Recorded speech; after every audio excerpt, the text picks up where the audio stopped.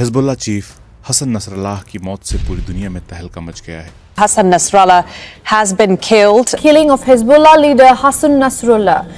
लेकिन इजराइल और अमेरिका के खिलाफ खड़े ईरान के इरादों में कोई तब्दीली नहीं आई है। दरअसल ईरान बहुत जल्द पूरी दुनिया में तहलका मचाने वाला है। आइए जानते हैं क्या है ईरान का मास्टर प्लान, क्या है ईरान का मकड़ जाल। दुनिया का नक्शा देखें और नजर डालें अमेरिका, ब्रिटेन, फ्रांस, जर्मनी पर। ये मुल्क सबसे ज्यादा हाईलाइट मिलेंगे। ये वो मुल्क हैं जिनका दुनिया में दबदबा है। साम दाम दंड भेद इनके हथियार हैं। अमेरिका तो इतना ताकतवर है कि उसके पास दुनिया की सबसे बड़ी सेना है। इतना ताकतवर कि वो किसी भी मुल्क में चौधरी बनने घुस जाता है। तेल की जंग हो या सरहदों की, ट्रेड वॉर हो या फिर हथियारों की होड़, या चाहे हो किसी मुल्क का अंदरूनी मसला, अमेरिका हर जगह। भले 1776 से लेकर अब तक अमेरिका ने सैकड़ों मुल्कों में तोड़फोड़ की हो, लेकिन इस बार वो मिडिल ईस्ट में बुरी तरह घिर गया है। सवाल है क्यों? क्योंकि उसका शिकार करने के लिए ईरान ने मकड़ी वाला रेशमी जाला बुना है, और ये जाल है ईरान की प्रॉक्सी आर्मी, जो उसने मिडिल ईस्ट के कई मुल्कों में तैयार करके खड़ी कर दी है। ईरान का सबसे करीबी मुल्क है इराक। इराक के अंदर ईरान समर्थित गुटों पर नजर डालें तो ये हैं कताइब हिजबुल्लाह, असहब अहल अल हक, हरकत हिजबुल्लाह अल नुजाबा, बद्र ऑर्गेनाइजेशन, कताइब सैयद अल शुहादा। बहरीन में जाइए तो वहाँ पर दो बड़े गुट हैं जो ईरान की प्रॉक्सी आर्मी का हिस्सा हैं, अल अश्तर ब्रिगेड, सराया अल मुख्तार। यमन में पहुंचिए तो यहाँ है खतरनाक इरादों और समुद्री ताकत को समेटे हुए अंसारुल्लाह यानी कि हुती। सीरिया में है ज़ैनाबियों ब्रिगेड, फातिमियों डिवीज़न। इन दो के अलावा यहाँ पर इराक में चल रहे शिया मिलिशिया गुट भी मौजूद हैं जो ISIS के आतंक से सीरिया के बशर अल असद की सरकार को बचाने आए थे। सीरिया से आगे बढ़िए तो यहाँ है हिजबुल्लाह, जिस पर इजराइल ने अभी हाल फिलहाल में पेजर, वॉकी टॉकी और सोलर पैनल में ब्लास्ट कराकर हमला किया है। हिजबुल्लाह के लड़ाके सीरिया में भी मौजूद हैं। लेबनान के बाद फ़िलिस्तीन को देखिए, यहाँ पर भी दो ईरान समर्थित गुट एक्टिव हैं, एक है हमास और दूसरा फ़िलिस्तीनियन इस्लामिक जिहाद। ये नक्शा आपको पूरी पिक्चर दिखाने के लिए काफ़ी है कि कैसे ईरान ने अपने इर्द गिर्द जाल बुना है। ईरान की ताकत क्या है ये इजराइल और अमेरिका की खुफिया एजेंसियों को पता है, लेकिन ईरान की जो प्रॉक्सी आर्मी है उसके इरादे क्या हैं ये पता लगाने में इजराइल और अमेरिका हताश हैं। इसलिए एक तरफा बमबारी को जायज़ ठहराने के लिए पश्चिमी मुल्क ईरान की प्रॉक्सी आर्मी को आतंकवादी गुट घोषित कर चुके हैं। मगर मिडल ईस्ट के जिन मुल्कों में ईरान समर्थित गुट हैं वहाँ अमेरिका की सेनाओं का ठहरना मुश्किल हो गया है। बचाने के लिए अमेरिका को बड़ा खर्च करना पड़ रहा है। अमेरिका यहाँ से निकलने को मजबूर हो रहा है, लेकिन उसे डर है कि अगर उसके पैर इन मुल्कों की ज़मीन से उखड़ गए तो फिर ईरान के लिए एकदम खुला मैदान हो जाएगा, जो न सिर्फ इजराइल के खात्मे की तरफ कदम बढ़ाएगा बल्कि अमेरिका के लिए खतरा होगा। इस डर में अमेरिका भारी नुकसान उठाकर भी इन मुल्कों में डटा हुआ है। मगर इस नक्शे पर आप नज़र डालिए, ये वो इलाके हैं जहाँ पर ईरान की प्रॉक्सी आर्मी ने अक्टूबर 2023 से अब तक कई बार अमेरिकी ठिकानों को निशाना बनाकर ब्लास्ट किया है। इराक में अल हरीर, इरबिल, बलाद, अल असद से लेकर इराक की राजधानी बगदाद तक में अमेरिकी ठिकानों को निशाना बनाया गया। अल असद एयरबेस पर 36 बार हमला किया गया। इनमें 20 ड्रोन हमले और 16 रॉकेट अटैक शामिल हैं। अल हरीर एयरबेस की बात करें तो यहाँ 8 ड्रोन अटैक और 1 रॉकेट अटैक किया गया। बलाद एयरबेस पर 1 ड्रोन अटैक हुआ। इरबिल एयरपोर्ट पर 6 ड्रोन और 1 मिसाइल दागी गई। अब आइए सीरिया में अल मालिकिया, ईस्टर्न सीरिया में खरब al Jir US military base, Shaddadi, Conoco oil field, green village और अल तन्फ में भारी नुकसान पहुंचाया गया। अल तन्फ में 9 बार निशाना लगाया गया और हर बार ड्रोन का इस्तेमाल किया गया।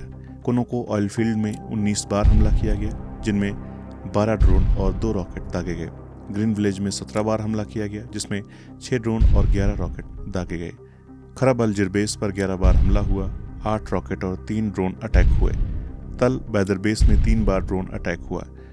जॉर्डन की बात करें तो नॉर्थ ईस्ट जॉर्डन में टावर 22 को निशाना बनाया गया। जनवरी में हुए ड्रोन अटैक में यहाँ 3 अमेरिकी सोल्जर्स मारे गए और तकरीबन 27 सैनिक जख्मी हुए थे। हर हमले में अमेरिका को भारी जानमाल का नुकसान उठाना पड़ा। ये हमले बता रहे हैं कि कैसे अमेरिका ईरान के चिपचिपे जाले में घिर चुका है, न बाहर निकल पा रहा है और न उस जाले में फंसकर ईरान से लड़ पा रहा है। अमेरिका ने सैन्य टकराव के बिना ईरान से निपटने के लिए कई प्रतिबंध लगाए। 1984 में अब तक अमेरिका ने तेहरान के बढ़ते दायरे को रोकने की भरपूर कोशिश की है।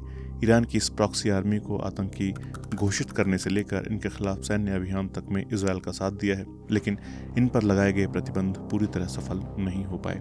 2020 में अमेरिकी विदेश विभाग ने अंदाजा लगाया था कि ईरान ने हिजबुल्लाह को हर साल $700 मिलियन दिए, हमास और फिलिस्तीनी इस्लामिक जिहाद गुटों को सालाना $100 मिलियन दिए। 1995 से 2022 के बीच अमेरिका के 5 presidents Bill Clinton, George Bush, Barack Obama, Donald Trump और जो बाइडेन ने इराक, सीरिया, लेबनान, यमन, फिलिस्तीन में 11 ईरानी प्रॉक्सी आर्मी पर प्रतिबंध लगाए। इतना ही नहीं, ईरान समर्थित 13 गुटों के 89 नेताओं को भी बैन कर दिया। ईरान पर आतंकवाद प्रायोजक देश तक का आरोप लगा ताकि पूरी दुनिया इनसे संपर्क खत्म कर ले, मगर फिर भी अमेरिका ईरान को जाल बुनने से नहीं रोक पाया। पिछले वीडियो में हम ईरान समर्थित शिया मिलिशिया गुटों के बारे में आपको डिटेल में बता चुके हैं। ज्यादा जानकारी के लिए उन्हें देखा जा सकता है। यहाँ शॉर्ट में समझ लें ताकि हम इस सवाल पर बात कर सकें कि आखिर ईरान कैसे तहलका मचा सकता है। इराक में कताइब हिजबुल्लाह 2007 में बना शिया मिलिशिया है, जिसे ईरान के रिवोल्यूशनरी गार्ड्स कॉर्प्स ने हथियारों की ट्रेनिंग दी, फंड दिया। 2009 में अमेरिका ने इसे आतंकी संगठन घोषित कर दिया। इसके महासचिव अबू मेहदी अल मुहंदिस को अमेरिकी गठबंधन और इराकी सुरक्षा बलों के खिलाफ हिंसा करने को लेकर बैन कर दिया गया।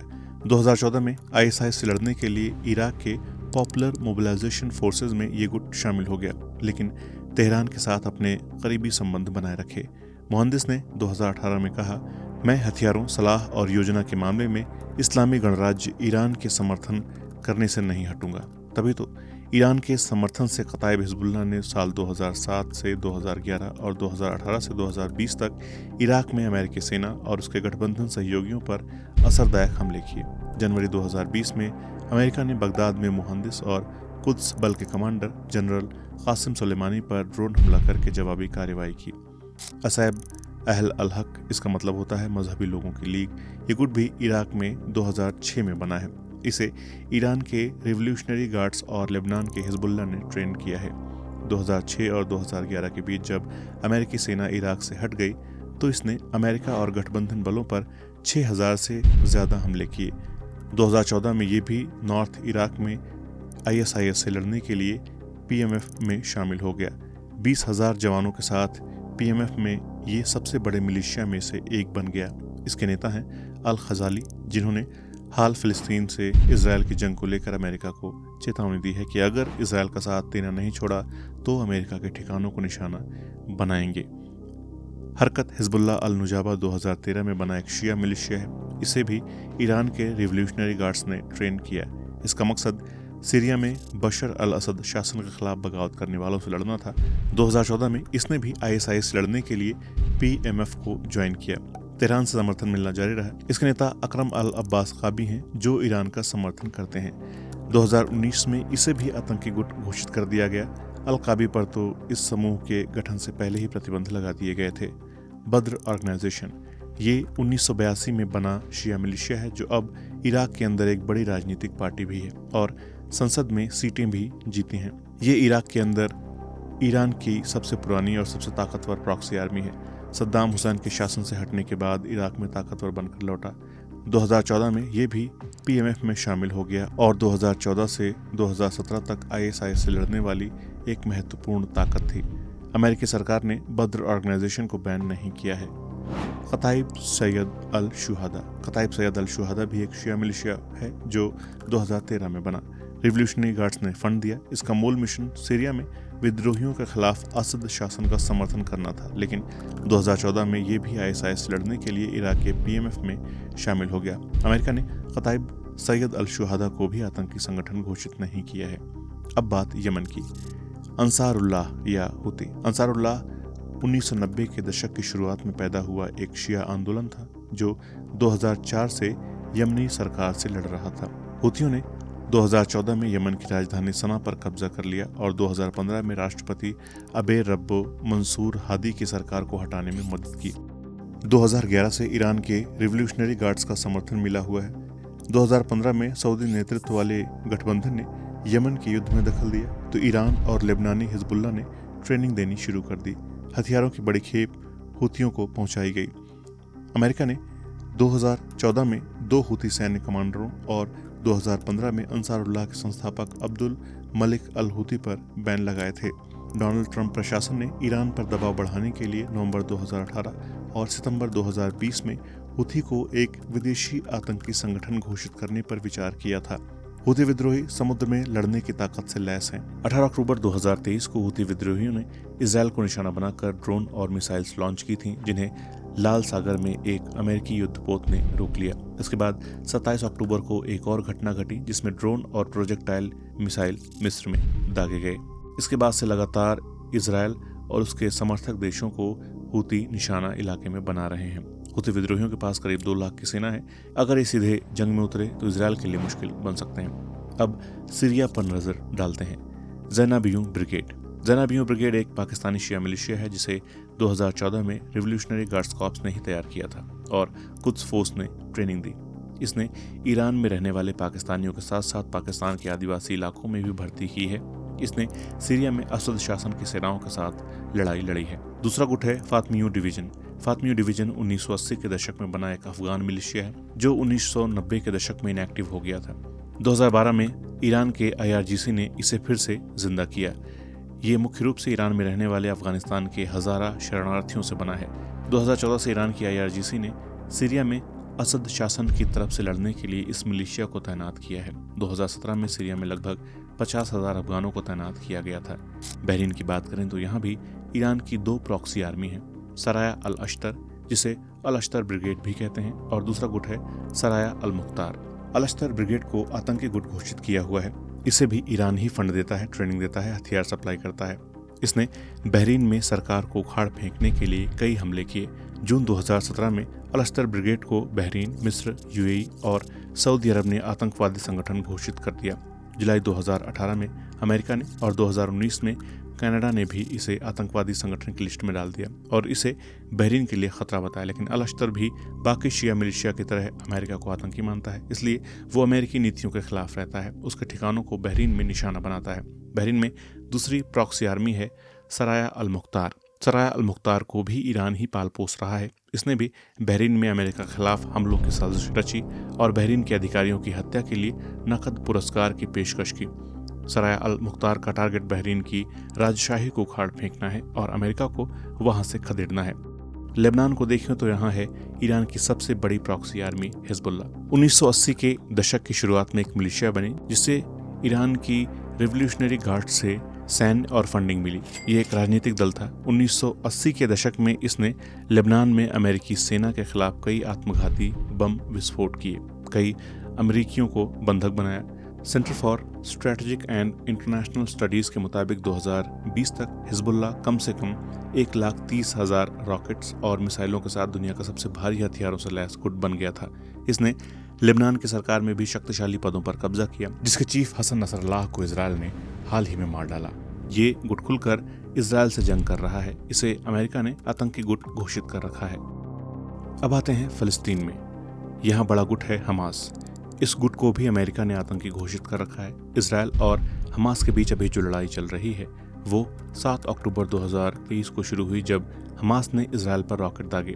इस हमले में इजरायल के तकरीबन 1200 लोग मारे गए और 200 से ज़्यादा लोगों को बंधक बनाकर हमास गाजा ले गया था। इसके बाद इजरायल ने गाजा में ऐसी तबाही मचाई कि UN भी रहम की अपील करता रहा, मगर इजरायल का जुल्म नहीं थमा। फिलिस्तीन में ज़िंदगी तबाह हो गई। इसी जंग के बाद से तमाम ईरान समर्थित प्रॉक्सी आर्मी एकजुट हो गई हैं। हमास की बात करें तो ये गजा में एक सुन्नी इस्लामवादी मिलिशिया और राजनीतिक पार्टी है।